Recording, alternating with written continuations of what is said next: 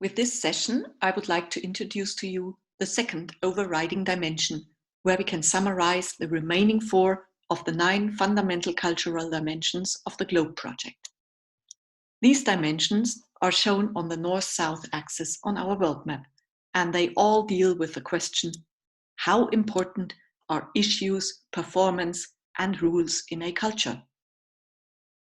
Let's take a closer look and start with the northern part of our map.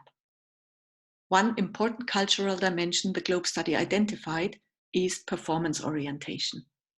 In cultures with a high score on this dimension, individuals place a high level of importance upon performing well. For instance, in the workplace or in sports. The focus is on issues and tasks, especially in the workplace. In Germany, we even have a proverb for it. Erst die Arbeit, dann das Vergnügen. Or work first, fun later.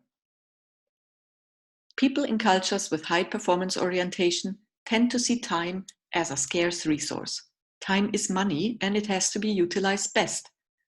And usually that happens when we do one thing after the other. Disturbances like phone calls or another colleague coming into our office to chat are not appreciated, and punctuality and keeping deadlines are important. In these cultures, it is quite okay to ask a colleague to come back later when we are in the middle of something, a task that we would like to fully concentrate on. High performance orientation is also correlated with high future orientation.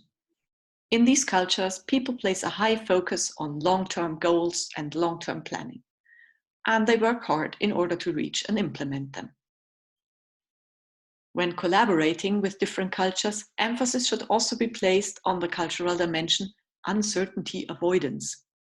We find cultures with high uncertainty avoidance also in the northern part of our map.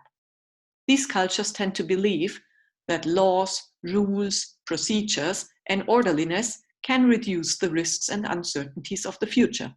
Therefore, it is important not only to have rules, but also to stick to them. It also characterizes how open cultures are to accept changes. Is change considered a risk that is best to be avoided, or is it considered rather an opportunity? Now let's go to the southern part of our map.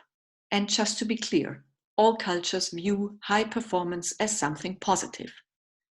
However, in cultures with lower performance orientation, people and relationships are typically a bit more emphasized than tasks and issues compared to cultures in the northern part of our map.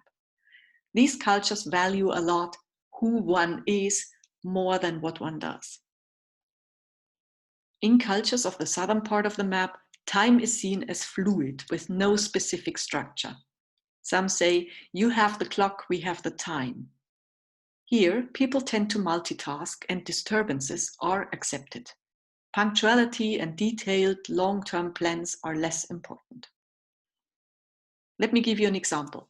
Just imagine you are on your way to an important meeting and in the floor a colleague stops you because he needs your support. What would you do? Would you ask him or her to come back later, as you would like to be punctual for your meeting? People from cultures with a higher orientation towards people and relationship will likely put the relationship to the colleague first and support him or her. As said before, lower performance orientation usually also correlates with lower future orientation, meaning what is important is the here and now. Plans are usually short-term and sometimes extremely flexible. These cultures tend to be very adaptive. They focus less on plans or rules or procedures, but rather on what the actual situation requires. Rules are considered rather recommendations and might be followed or disregarded if they are considered too strict, limiting opportunities, or if they are to the organization's or even one's personal disadvantage. For example, during one of my many visits in Egypt, while stuck in traffic with a colleague in Cairo, I was told a red traffic light is rather a suggestion. In the intercultural context, we call that rule flexibility.